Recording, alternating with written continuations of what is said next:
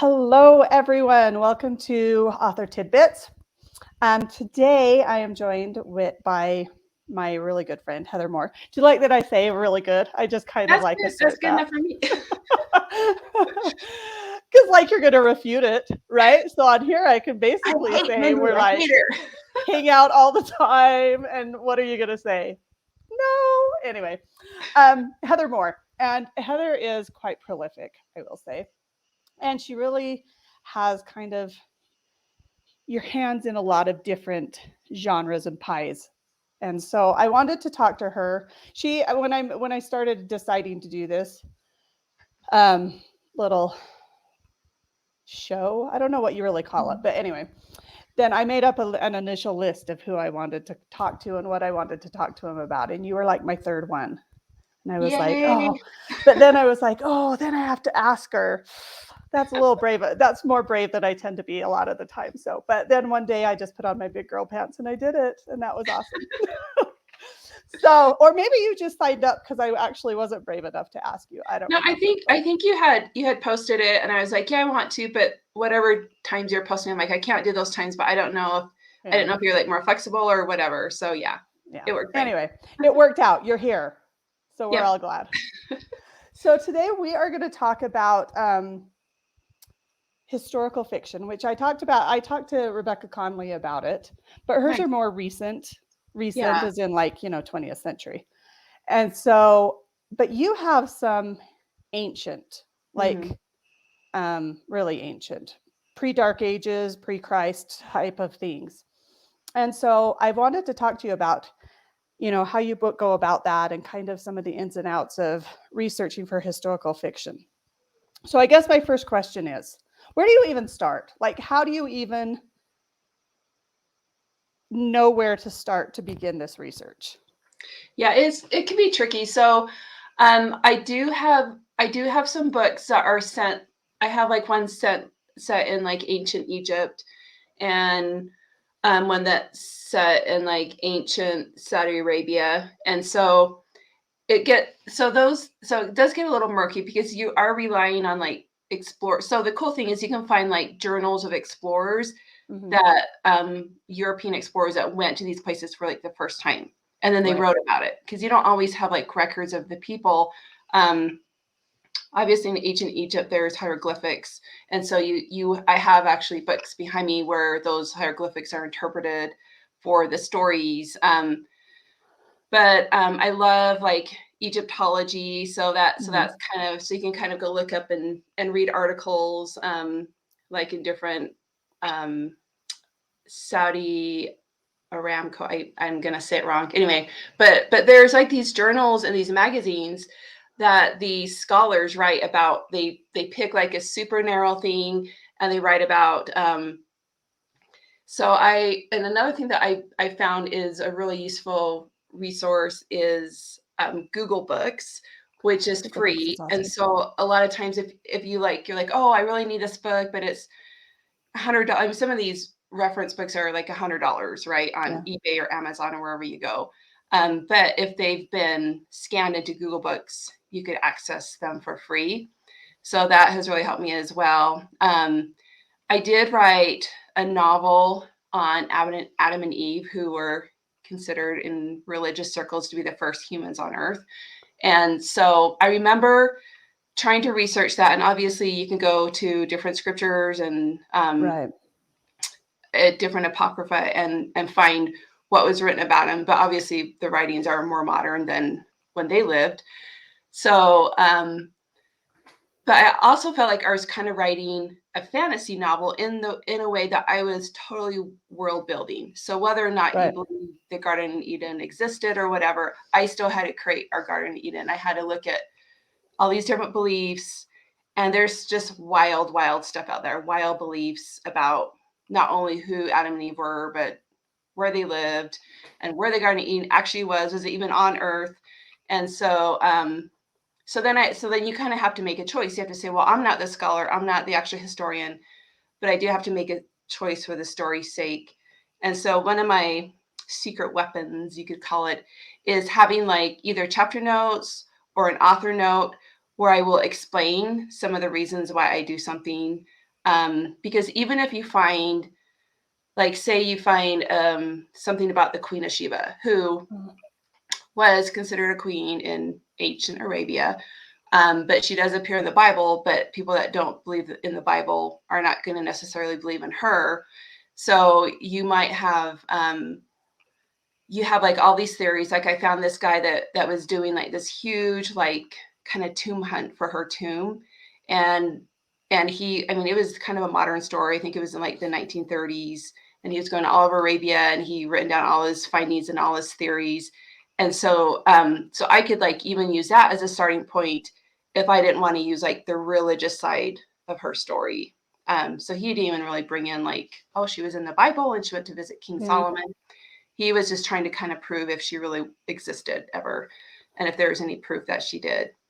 That's so interesting because, like, when you mentioned Garden Eve and Adam and Eve in the Garden of Eden, I was like, oh well, we don't really have any Yeah. like source material to say this is, and so I was like, oh, you could basically make it up, but I Yeah. hadn't even Yeah. thought, which I guess you can in a sense, but like I hadn't even thought about looking at different religions to do comparing of that. That's really Yeah. interesting. And I did a series on Moses, which is of course another Bible story. But so you have like a lot of Christian writers that write about, you know, the story of Moses, Mhm. and the Bible I read mostly is the King James version, which is not perfect. But then you go to like what the Jewish scholars believe, you know, because it really Mhm. is, you know, the history of their people. And so I also have to find kind of a balance between that, because most of my audience happens to be Christian, but I do Right. have, you know, a few people um, that are Jewish, you know, believe in the Jewish faith.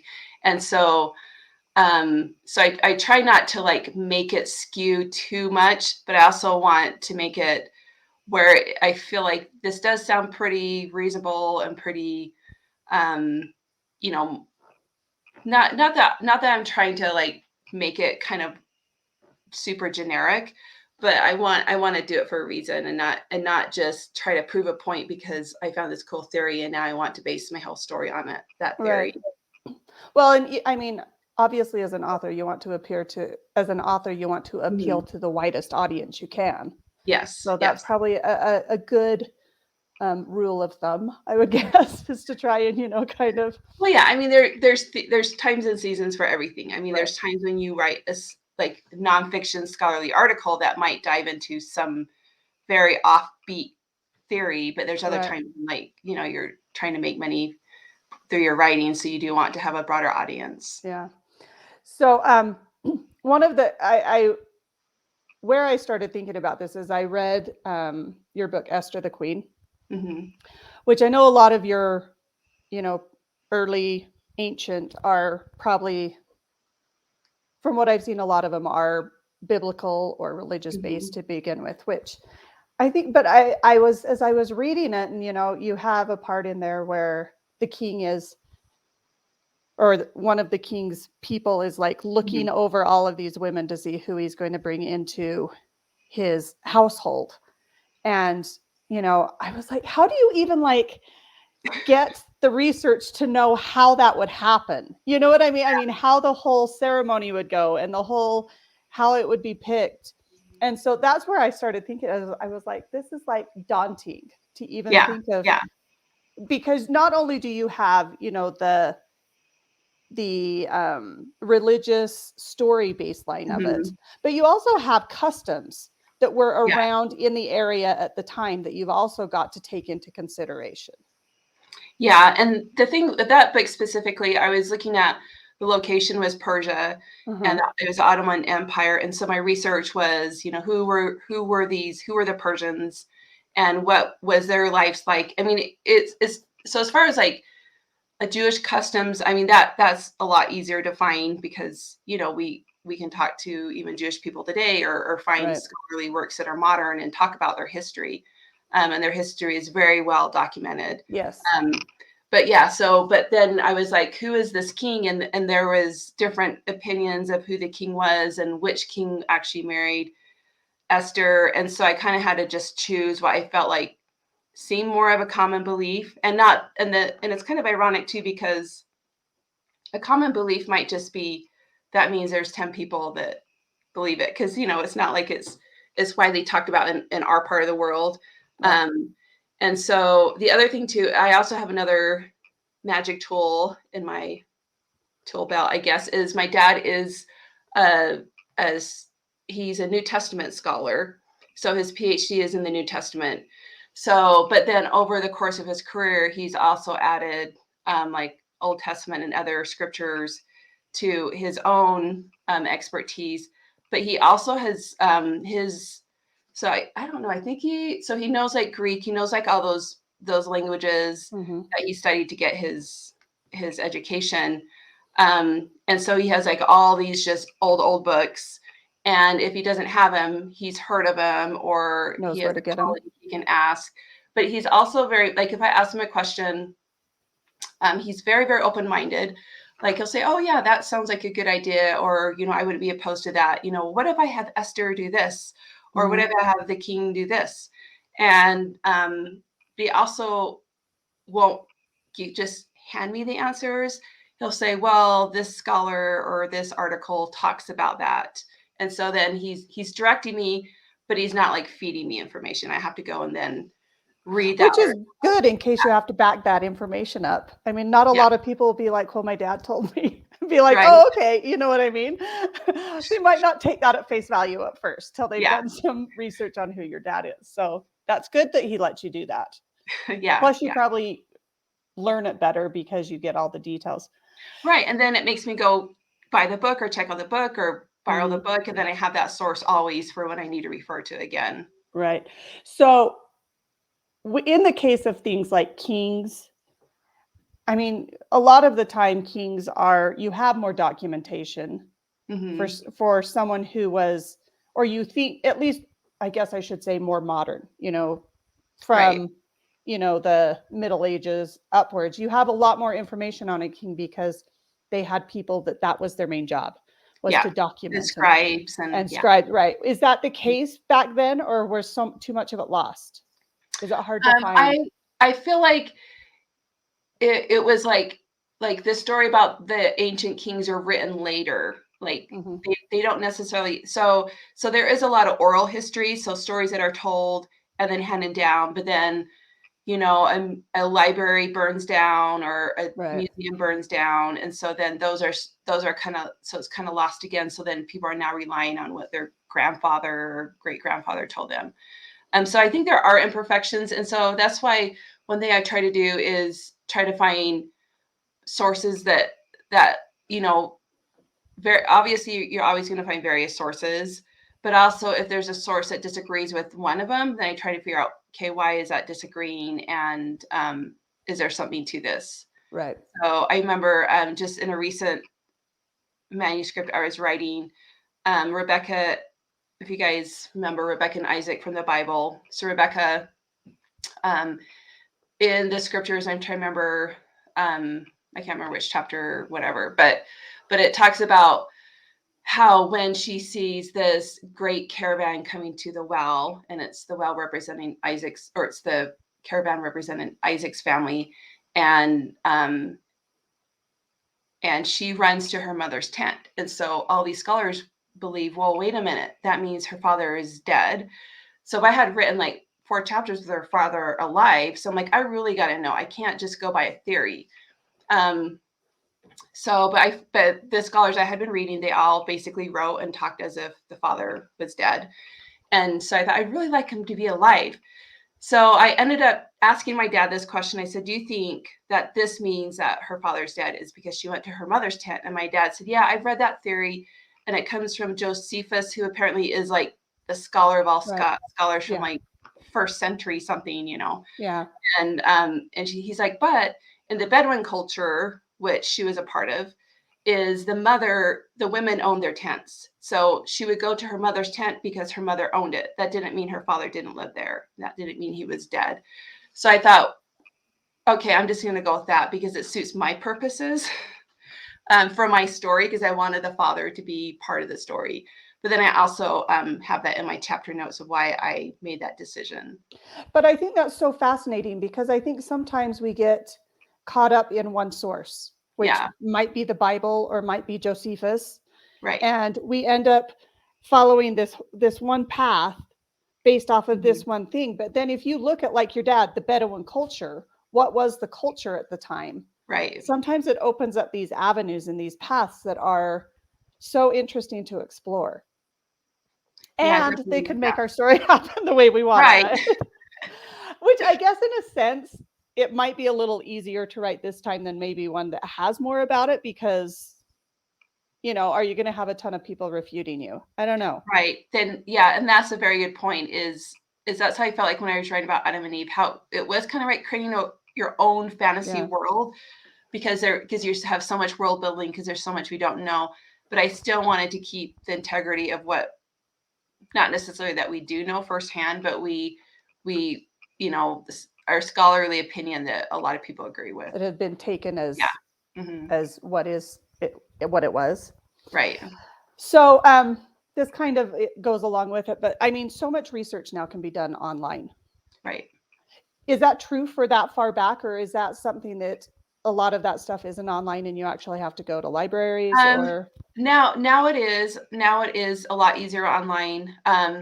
Sometimes I've had to buy subscriptions to databases, Mm-hmm. or I could go to the library. Like universities, they have their own libraries, Right. and a lot of times to access their digital library, you have to subscribe. And so I've done that a few times. I actually this wasn't really for something ancient. It was for a novel I wrote about Queen Victoria and her family and her daughter, Princess Louise. Yeah. And since I don't live in the UK, um, I would have to pay a subscription price to access one of their archives about Queen Victoria.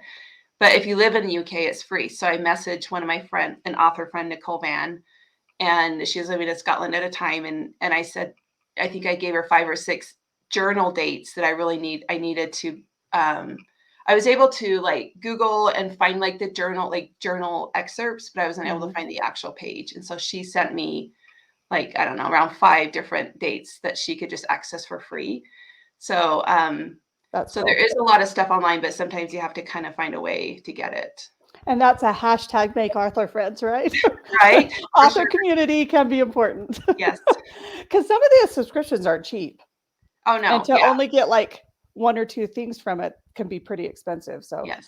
yeah, there's a few. There's one called like JOST or JOTS that has a lot of journals and stuff like that for a subscription. And I'm always like, oh, not sure if I can justify this. I don't know that I've joined it yet, but I'm always tempted because every time it pulls up, I'm like, oh I no, it's know. another one of those. Well, if you have a child in college, they can access it for free usually. So I hadn't thought of using my yeah, son. so I once in a while I've had like my daughter go and pull something up for me. So That's why we feed and clothe them, right? yes, right? I need some benefit. Exactly. I have gotten you to this point of a college education. I should Right. have a benefit from it. Okay, so I know from talking to you in the past. See, this is where people are going to think we are besties. You've lived in some of these places. Like you lived in Israel, right? When are you frozen? Yeah. Oh, there I you don't are. know what yeah, I should be okay on my connection. Yeah. But No, you're good. yeah. I used to live in the Middle East as a kid. I lived in Egypt and Israel when I was 7 and 8, and then again as a teenager when I was a junior in high school. And then I've been over to visit a couple times since my husband and I went when we were first married, and then we went back when my kids were between 6 and 16 years old. And so I felt like I've been there enough time just to really get kind of a base of what the culture is like, what the terrain is like, that language, that kind of stuff. But it doesn't mean that I feel like you have to go someplace to write a book about it Right. because I've written, I'm sure we all have books at places that I haven't traveled to. But the nice thing as an author is it kind of gives you a little bit of a platform to say, oh yes, I lived in Israel and I have this book that takes place in ancient Israel. And so Yeah. it just makes the reader think, oh, she's maybe not an expert, but she has that more of a connection. Gives you a little bit more credibility, Yeah. maybe. Did it make it easier to understand when you would do some of the research, having that background that maybe you knew already Um, some of the yeah, I think it does, but I also think that that's why I was interested in the first place. Is like maybe if I had never been there, maybe I would be writing, something yeah, else, And so, but I think that just because I have lived there and it was just intriguing to me naturally anyway. I mean, is me and all my siblings. I have 4 siblings, and none of them are writing about ancient Egypt. So it right. just somehow was just super intriguing to me, and it definitely, I think, inspired that desire to include that in stories. Well, and I would guess I don't know if your house was anything like our house. I mean, my dad was a professor, so Yeah, we talked about history. We talked about yeah, things like that. That was like family conversation, yeah. and Like I would guess normal it was dinner time, talking right. about things. Yeah. I would guess it was similar with you, which so it's probably even more inbred in you because of Mhm. that, I would think. Oh, for sure. In fact, I mean, I was a kid when a lot of this stuff happened, but my dad would say, "Oh yeah, that remember Hugh Nibley? He used to come over to our house," and I'm like, "Well, I mean, if I really thought maybe I could envision someone sitting in our living room, but obviously I didn't Yeah. remember. But I have several Hugh Nibley books because I just found his writing fascinating and it's very rambling and very I don't know. There's stuff I feel like super speculative, but it's also very fascinating because Yeah. he just approaches and is very open minded to many many ideas. Yeah, that's interesting. Um, let's see. So, well, I was going to say how far back have you got, but you've kind of gone to the beginning of what is Yeah, a technically. lot of scholar or, a lot of recorded history, I guess. Mhm. Kind of recorded. I don't know. Do you consider that recorded history? I don't know. But so how many books do you have that are set like pre like Middle Ages? Um, so I know I have 10 books that are set in the Bible era. Because I did like a graphic meme and I put them all on and I counted them. Um, but I also have about that many books as well, maybe 8 to 10 books set in Mesoamerica. I So was this, going to say you have some in yeah, Central or in Mesoamerica too. yeah. So Mesoamerica, which Meso just means ancient America. And then I have a thriller series and it has a connecting modern character, but they're all dual timeline where he's trying to solve a modern day, like archaeological mystery. And then we go back like however many thousands of years in time. And so I think I have the one. You'd have to look it up. It sounds so silly. And as an author, Yeah. sometimes you can't remember things about your books. Um, Like the names. yeah, right. So I have a book called Lost King, Uh-huh. and it's about a pharaoh. Her name is Hatshepsut. At least I remember that. And she was a woman, but they always thought she was a male pharaoh until like the 1820s. A European archaeologist went and he discovered that this pharaoh was a woman.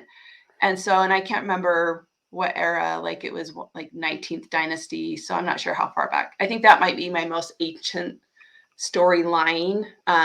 Is one of the pharaohs is in my story. That's interesting. So bringing up here Hmm. Mesoamerica is compared to your Middle Eastern and Right. that like is there more or less information? I mean, my Um, first instinct is to say there's probably less information, but then yeah. I go, well, maybe that's not the case. I don't know because I haven't actually researched So it. So, yeah. So basically, I would find books on the Maya culture. That was mhm, like the closest culture I could find. And so I would read about the Mayans, and I know that even though the Mayans were probably so the Mayans were actually living on that continent the same time the people from my story immigrated there. And so even though my people weren't Mayans, that would have been like kind of what they an would have seen influence. and maybe interacted with. Yeah. And then I also found a book. This book was actually published in the 1950s, and it was called Kon-Tiki, and it was made into a documentary film too. But it's about a Norwegian guy who wanted to prove that Polynesians had settled South America. And so, I've heard that before. yeah, so he like did an experiment and he like created this huge raft of like these big balsa logs and he sailed the he experimented sailing from the Polynesian islands to South America. And it took him like 90 days or something. That's Or, all? well, yeah, it might have been actually a little bit shorter. But That's yeah, crazy. and so my people also sailed there. And so I thought, okay, so if my people were more in a boat, but I feel like, okay, so they would have encountered like the same weather patterns, the same sea life, the same dangers, you know, Mhm. and so that helped me, even though that experiment was done like in the early 50s or something. That's so interesting. Yeah. So Aztecs are earlier than the Mayans, right? Or are they I'm later? not sure. Or different area? I get The Aztecs were on the other side of the coast. Like mine was on this side of the coast where it's like there's like El Salvador oh, okay. on the west side. Different And I feel like sides. the Okay. Aztecs were on the east side, Yeah. but don't quote me on that. Yeah, I don't I've been to some, but I never like no one ever explained to me the difference between them Yeah. when I It went just to the sites. They'd be like, "This is yeah. Aztec. Oh, this is Mayan." But I never, or maybe they did, and my kid was talking. I don't know. That could Right, be I too. know. You know, And missed that part. until you're like really immerse yourself in that, like it's just information that passes you by. Yeah, it So, is. I mean, I can't remember. So if that tells you anything. Well, it's because we have to shift information out of our mind for what we're doing Yes. now, right? Yes. We have Yes. to close that drawer and pull open a new one to Yep. fill up with stuff. Yeah, Yep. it's why I keep all of my research. And my husband will be like, "Why do you print it out? You can just save it." And I'm Yeah. like, "I know, but then my computer will crash. And what am I going to Right. do? I won't have all my bookmarks anymore." Yeah. Anyway, um, let's see. I don't have any more questions. I do think this is incredibly fascinating, though. Do you have a specific area you prefer to write in that you find Um, yourself drawn to more than any other? I've written a little bit of Regency and I've done one main book on the Victorian era. And I think those are a little bit harder because there is so much information and there's Mhm. so many rules and ways that people would address each other and so many faux pas you can make. So I actually do like writing a little bit more like a little more ancient because I'm not going to get people saying, "Oh, wait, they never did that, or they couldn't do that, or that was Right. against the law."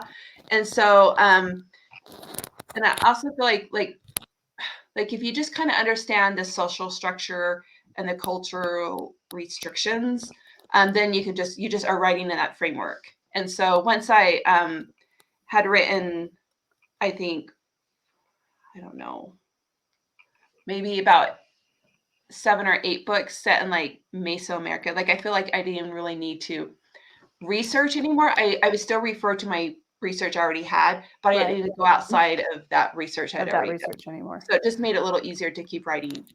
I have a I have like a medieval book that Mhm. or series that I actually have covers for all of them, and I've been telling people for like 3 years, every year, "Oh yeah, I'm going to Mhm. release it this year," and I still haven't because Yeah. it does intimidate me a little bit. It's out because I'm to a point where like the era that I write in, I know well enough that I'm like, okay, I feel okay, but then I'm like, to have to jump to a whole new one Yeah. is a little Switching over. intimidating. But Yeah. I will say at the same time, I also go, but it's kind of cool because I'm not going to have to write like that because no Yeah. one's going to be want to reading anything like they wrote in the No. Yeah. 1100s, right? Like you're using mostly modern language, Yeah. but trying to stay So, away from like cliches and stuff. yeah. Yeah. So there is that. And I'm like, maybe I'm like making too much out of it. I don't know. I just need to do it. But I Yeah. do like this. I get what you're saying about all of the things with the more modern and how Mhm. how much easier it is to feel like maybe someone's going to be like, nah, Mhm. nah. Because if someone has a nah, you'll hear about it. So that is interesting. There are a lot that when I read those or when I, am doing Bible study or anything, then sometimes I'm like, that'd be really cool. But then I also go, oh, but I think Heather Moore already wrote that, so never mind. She already wrote that story. It's there, so we're good. There's a lot more to tell. Anyway, anything else you want to add to this that we haven't covered No, already? I just think that if the listeners are interested in writing historical fiction, probably the biggest thing I do when I'm researching, whether I can really find it or not. If I can't find it, then I just try to, figure out what would be most logical. Is kind of bringing in like the five senses. Like you don't want to hit the reader over the head with all the research you've done. I mean, you can save that for an article or for a chapter notes or something if you need to. But a lot of people say, well, how do you decide what to write and how much to put into it? And I think once you have just like the five senses, then you feel like you're there with the character. Do they see a mountain? Are they in a desert? Yeah. Or are they smelling the lamb cooking over this, on the spit cooking over the fire, so then you bring in like the scent, and then it just kind of just pulls you into the world. Is their clothing, is it softly woven, or is it coarse, goat hair or something? So then once you feel like, okay, how many describe these five senses? And then the research will help you describe that. And then once you kind of have that, I feel like you can really start, developing your character and start writing a story. Well, and I think the thing that's fun about more of the ancient is you can write about real people. Mm-hmm. You can, because I'm pretty sure none of Abraham or Sariah's relatives are going to come forward and be like, she didn't really say that. Yeah, no. Whereas you might have to worry about that a little bit more with some more modern, you still have people that are related to Queen Victoria's family that might take issue with something that you write, whereas you're kind of safe. Yeah. As farther back you go, right? Yeah. So there is that kind of beauty to it also. Yeah. So that's some good advice. Thank you. All right. This was lovely. This was maybe I will actually get up the courage and I'll write that one now that I feel. You could. I mean, I don't know. I feel like just start it and see how it goes. I've written one chapter. Sometimes it's just starting and just getting that momentum going. Yeah. I know. And then I just need to really plan it in my schedule instead of like half plan it into my schedule. I know. When I have a minute schedule, that never happens. Won't happen. Thank you so much for joining me today. It's been very enlightening. Everyone watching, make sure you go check out some of her early books that are not like her early writing books, but her books of early history. They're really interesting. And they're all pretty much available on Amazon and most places you buy books, right? Yeah. So check them out, and then make sure you subscribe so you can be notified whenever any new author tidbits are published. I think you press publish, so that would be what it would be called, right? Something like that. Anyway, thanks for joining me, and we will see you all next time. Thanks, Mindy. See ya. Thanks.